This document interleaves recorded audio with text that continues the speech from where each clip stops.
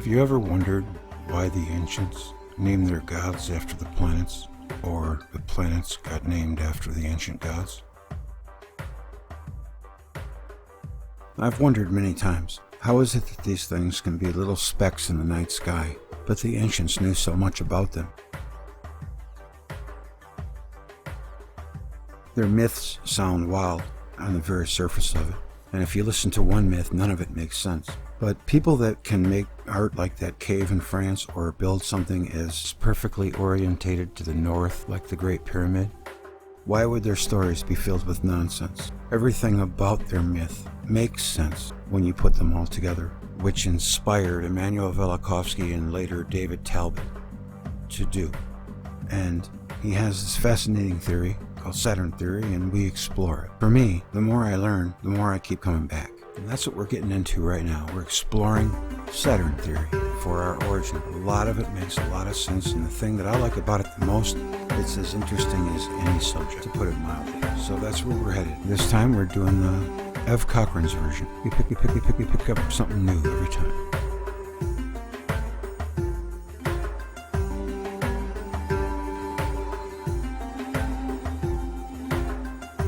The Saturn Theory by E.V. Cochrane. The Saturn Theory, in addition to presenting a comprehensive model of ancient myth, offers a radically different approach to understanding the recent history of the solar system. Briefly, the theory posits that the neighboring planets only recently settled into their current orbits, the Earth formerly being involved in a unique planetary configuration of sorts, together with Saturn, Venus, and Mars. As the terrestrial skywatcher looked upwards, he saw a spectacular and awe-inspiring apparition dominating the celestial landscape.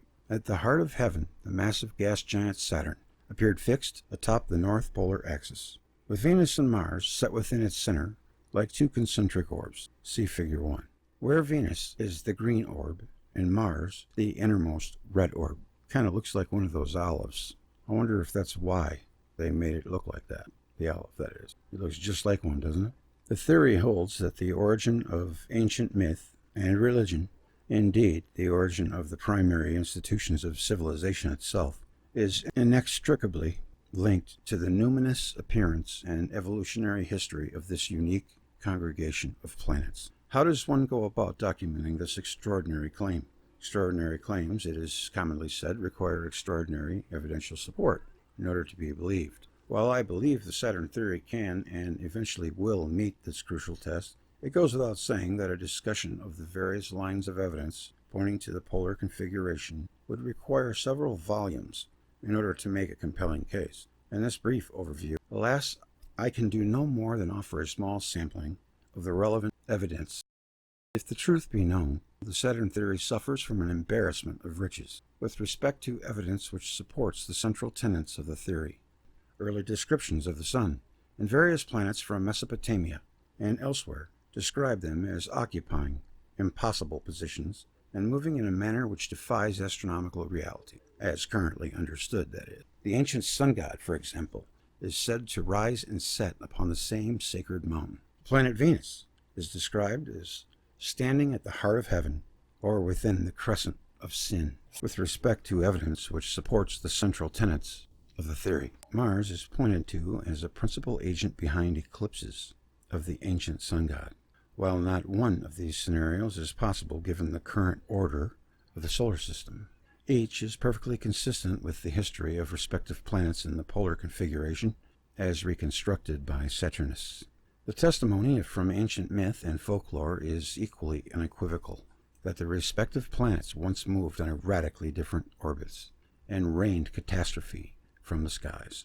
Even if the message has been overlooked and ostracized by everyone except Velikovsky. Thus, numerous cultures tell of a time when different suns ruled the heavens. This belief was especially common in the New World. The idea that the sun was not eternal was shared by other American Indian tribes so widely that we consider it must have been part of their belief long before any culture had arisen in the Americas. The Popol Vuh, lauded as the Mayan Bible, attests to the same idea. Their previous sun is described as follows. Like a man was the sun when it showed itself. It showed itself when it was born and remained fixed in the sky like a mirror. Certainly it was not the same sun which we see, it is said in their old tales. Equally widespread are traditions which report that a great monster once eclipsed the sun and brought the world to the brink of destruction. Countless cultures preserve memory of the terrifying time when Venus assumed a comet-like form. Spectacular conjunction of planets dominated the celestial landscape. Such traditions can be documented from one culture to another, and upon systematic analysis, reveal numerous analogous structural details, a telltale sign that they were inspired by common experience of spectacular celestial events rather than creative imagination and fantasy.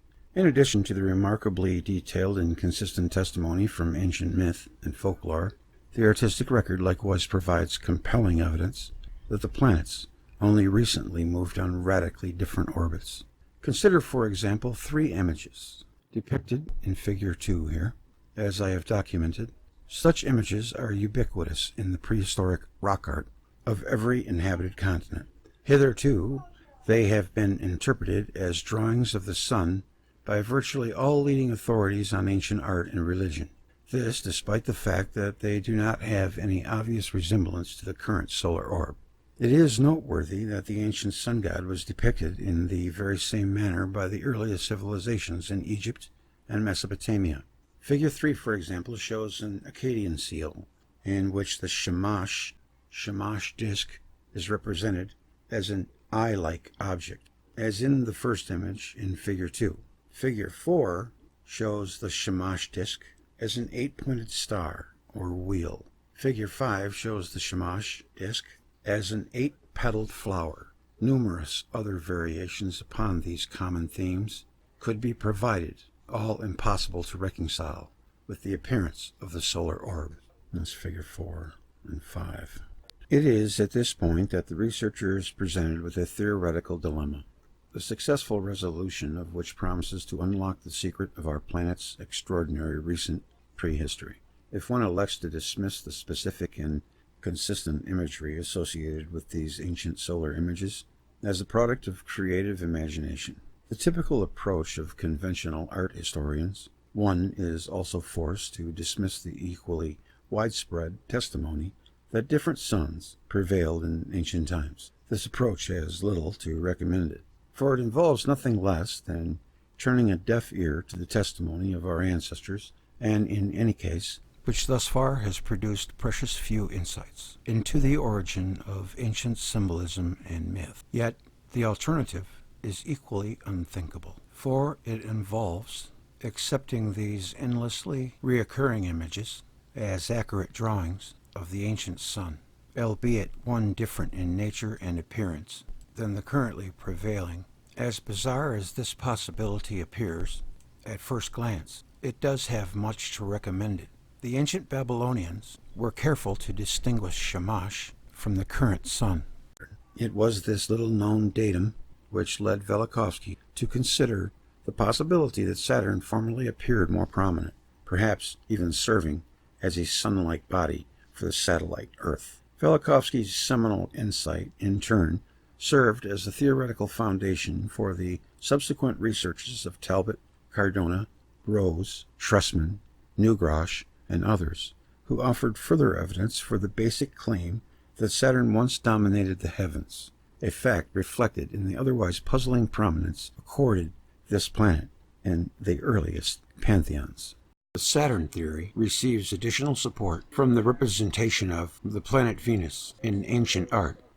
A straightforward interpretation of the various images superimposed upon the solar disk in Figure 2 would understand the first as an eye, the second as an 8-spoked wheel or star, and the third as an 8-petaled flower. Now it is a remarkable fact that the planet Venus is consistently associated with these very forms, from one ancient culture to another. The ancient Sumerians, for example, represented Venus as Inanna, as an eye goddess, 8-pointed star, and 8-petaled flower or rosette. Consider the figurine represented in Figure 6 here, thousands of which were discovered by Max Mallowan during his excavations of the Inanna precinct at Uruk. Similar eye goddesses have been found throughout the ancient world, from Neolithic Europe to India. Figure 7 shows an early cylinder seal from the Jemdet Nasser period, circa 3000 BC, depicting Inanna as an eye goddess, alongside her familiar 8-petaled rosette. There. Figure 7. The sacred iconography surrounding the Akkadian Ishtar reveals the same basic images. Thus, Figure 8 shows Ishtar, Venus, together with an 8-spoked wheel, while Figure 9 shows Ishtar, Venus, together with an 8-pointed star. Figure 10 shows Ishtar in conjunction with a rosette-like star. The fact that the planet Venus is associated with the very same forms in Mesoamerica, where the observation and worship of our sister planet formed an obsession, strongly supports the conclusion that such images have their own origin in ancient appearance of the planet. The same conclusion is supported by the fact that cultures as distant and disparate as those of the Australian Aborigines, Maya, Polynesians, and Chinese describe Venus by epithets signifying great eye, great star, and luminous flower. How are we to explain this curious state of affairs, whereby Venus is associated with the various symbols seemingly depicted in prehistoric sun images? Surely not by reference to the current solar system, for Venus does not even vaguely resemble an eye, 8-pointed star, or flower. Yet if Venus only recently appeared superimposed against the backdrop of Saturn Shamash, as per the reconstruction offered by Talbot and myself, depicted in Figure 1, its role as an eye is explained at once. Upon further evolution of the polar configuration, Venus assumed a radiant appearance, sending forth streamers across the face of the ancient sun god. See Figure 11. This situation is reflected in the latter two images in Figure 3 and accounts for Venus' role as a star or luminous flower.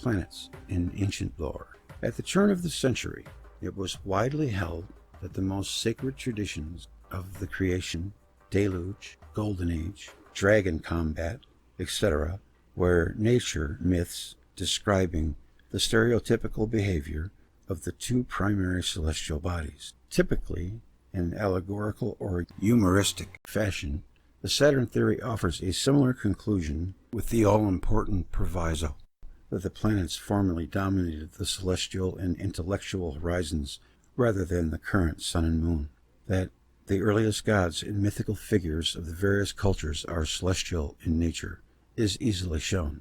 The Sumerian goddess Inanna, explicitly identified with the planet Venus already at the dawn of the historical period, circa 3300 BCE, is a case in point and might well serve as an exemplar for comparative analysis. Virtually every ancient culture will feature a goddess with notable structural affinities to Inanna, although the identification with Venus is not always preserved. The Pawnee Indians of the American Central Plains, for example, celebrate the wondrous deeds of the primeval goddess Cupitica, identified with Venus. It was her union with the warrior god Pararaku, explicitly identified with the planet Mars, which signaled the crowning event of creation. The second god, Tirawahat, placed in the heavens, was evening star, known to the white people as Venus. She was a beautiful woman by speaking and waving her hands. She could perform wonders through this star, and morning star, Mars, all things were created. She is the mother of the Skiri. As the Pawnee traditions attest, the planet Mars played a prominent role in ancient myth and religion. Wherever one looks, one will find the red planet accorded a numinous power wildly out of proportion to its present modest appearance. The Sumerian war god Nergal, early on identified with the planet Mars, forms a pivotal figure in comparative analysis. Thus, it can be shown that war gods and warrior heroes from every corner of the globe share numerous characteristics in common with the Sumerian god, including some of a remarkable specific nature. To take but one mythical theme of hundreds available, the Makuritari Indians of the Amazonian rainforest tell of a time when the hero, Ahizahama, identified with the red planet, climbed a giant stairway to the sky. The fact that a very similar story was related of Nergal in ancient Mesopotamia suggests that the mythical theme originated in objective historical events involving the red planet. Yet, one looks in vain for a satisfactory explanation of this particular mythical theme, given the current order of the solar system, wherein a celestial stairway is not to be found. Neolithic rock art, however, offers countless examples of stairway-like appendages descending from the ancient sun god, thereby complementing and helping to illuminate the universal myth of a luminous stairway spanning the heavens. See Figure 12. The possibility thus presents itself that the stairway to heaven was a visible apparition associated with the ancient sun god during a particular phase of the polar configuration towards a science of mythology. With the goal of developing a rigorous scientific methodology for the study of ancient myth, the Saturnists would offer a series of basic ground rules deemed to be essential if researchers are to discover the true significance and message of ancient mythical traditions. First and foremost, perhaps, is the general proposition that ancient myth constitutes an invaluable and generally trustworthy source for reconstructing a valid history of our solar system. Far from being a leap of faith, this fundamental finding of the Saturn Theory derives from several decades of extensive research into ancient myth and can be demonstrated using normal methods of logic and evidence. A second basic tenet would emphasize the comparative method. Simply stated, no ancient myth or primary cultural institution is fully understandable in isolation. Egyptian myth, to take but one example, is incomprehensible apart from detailed analysis of analogous themes and motifs. From ancient Mesopotamia to the New World, both of which provide the indispensable link to early astronomical traditions, all but lost in Egypt itself. Horus's identification with the morning star and Mars offers a notable exception in this regard and forms a close analog to the Pawnee traditions surrounding the red planet. Hathor's identification with the Eye of Ra, for example, can only be understood by reference to the widespread idea whereby Venus once formed the central eye of the ancient sun god. Note further that Hathor's name, which signifies House of Horus, captures perfectly the essence of the relationship between Venus and Mars, as illustrated in Figure 1. The planet goddess Hathor Venus, as the Eye of Ra, literally housed the warrior Horus Mars. It is little wonder, then, given the reconstruction offered here, that the Egyptian pyramid and coffin texts implore the dead king, as Horus, to ascend the numinous celestial ladder in order to join Ra and reign in the mansion of Hathor in the sky. I am Horus. Give me the ladder which you gave to my father, so that I may ascend on it to the sky and escort Ra. A third basic tenet of the Saturn Theory holds that ancient myth and ritual typically commemorate dramatic events witnessed by human beings. If myth constitutes a creative interpretation of the traumatic celestial events, in pseudo-historical terms, the flooding of the world, the warrior heroes consorting with a beautiful goddess, ritual, originated as a purposeful and remarkably fateful attempt to reenact the fateful events in question. Mars, climbing out of the celestial stairway, for example, was reenacted in countless sacred rites throughout the ancient world. The archetypal rite of the sacred marriage, attested already at the dawn of history in Mesopotamia, purports to commemorate the king's union with the planet Venus, Inanna. The original inspiration for this bizarre rite, as I have theorized, was the spectacular conjunction of Venus and Mars in prehistoric times. A fourth basic tenet of the Saturn theory holds that historical evidence, together with consistent or widespread human testimony, must be given credence, even if a ready explanation of such testimony is not immediately obvious or appears to contradict current scientific opinion.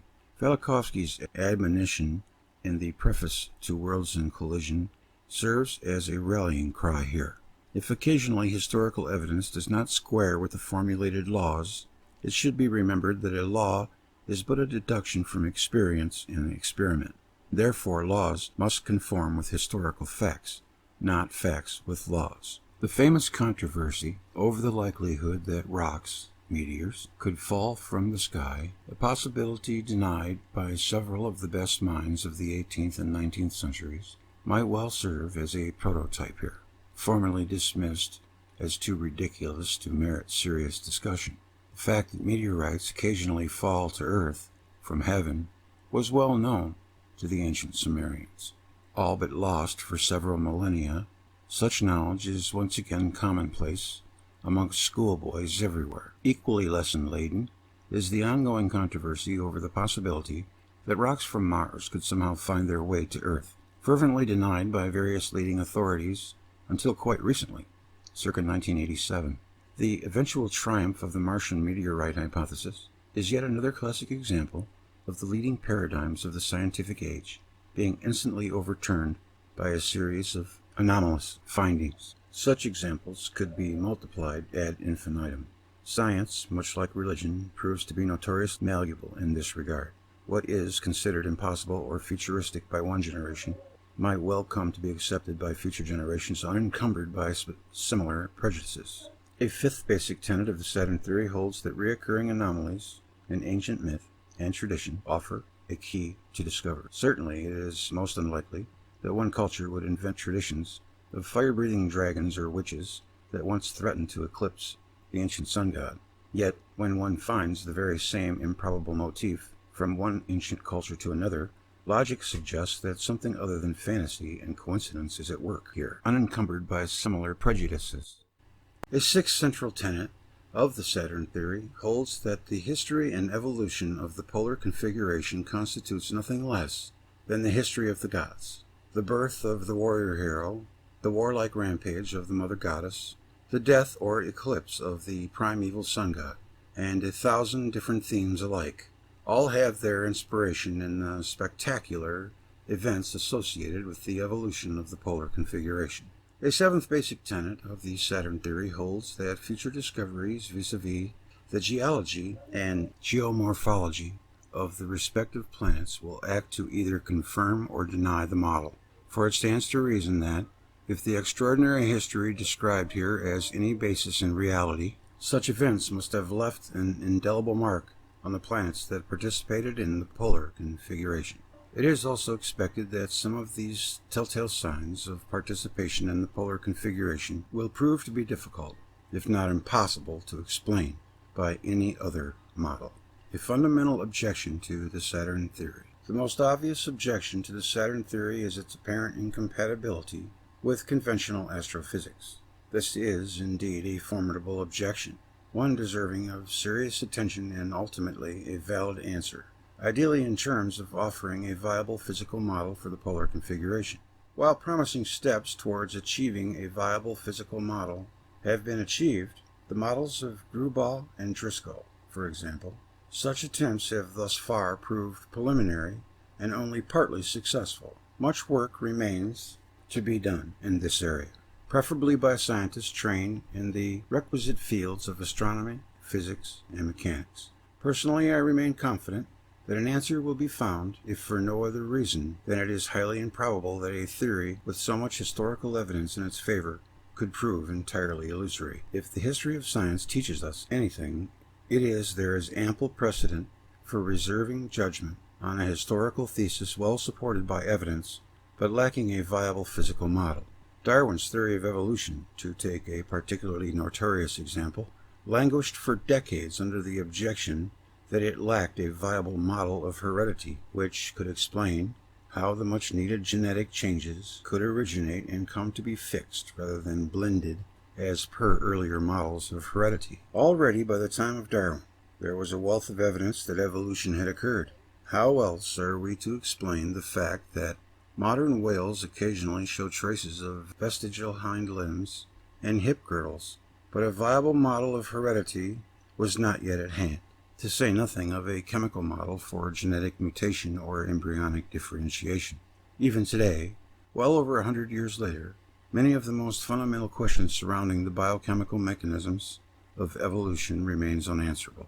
We still have little understanding of how the various phyla originated, or why some species proved successful while others became extinct. In the meantime, however, while modern biology awaits a solution to these truly perplexing and formidable mysteries, no informed scientist can doubt the historical reality that biological evolution has occurred. The question is, how did life evolve, and by what precise means? A similar situation surrounds the Saturn theory, in my opinion. Here, too, the historical evidence is unequivocal that various planets once participated in a polar configuration and wreaked havoc with the inner solar system. The question is, how are we to understand these tumultuous historical events from the standpoint of physics? F. Cochrane. Good read.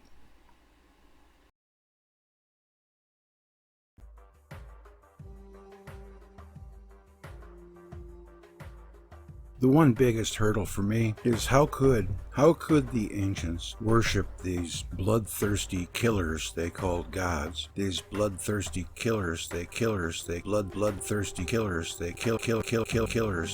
gods, when it would be a speck in the sky that takes 29 years to orbit the sun. As they say, that dog don't hunt. That is the biggest conundrum of all, and also all the worldwide iconography, and it's all still with us today. It's amazing how much Saturn is in our culture. Alright, that'll do it for me. Thank you for all of you that have donated, and please like, share, and comment on this video so more people can see it. Take care. I'll see you on down the road.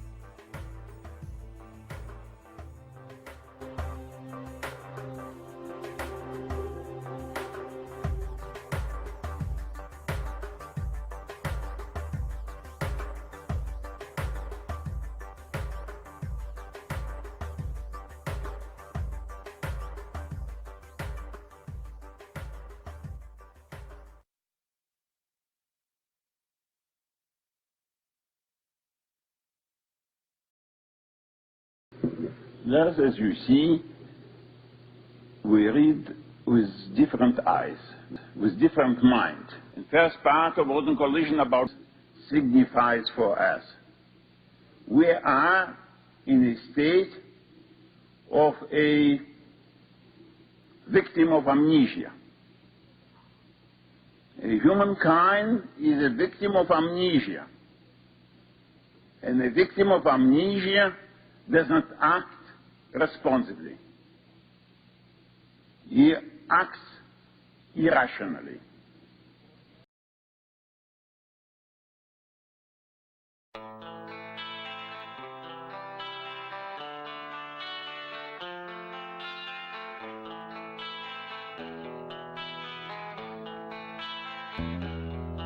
There is a house in New Orleans they call the rising sun,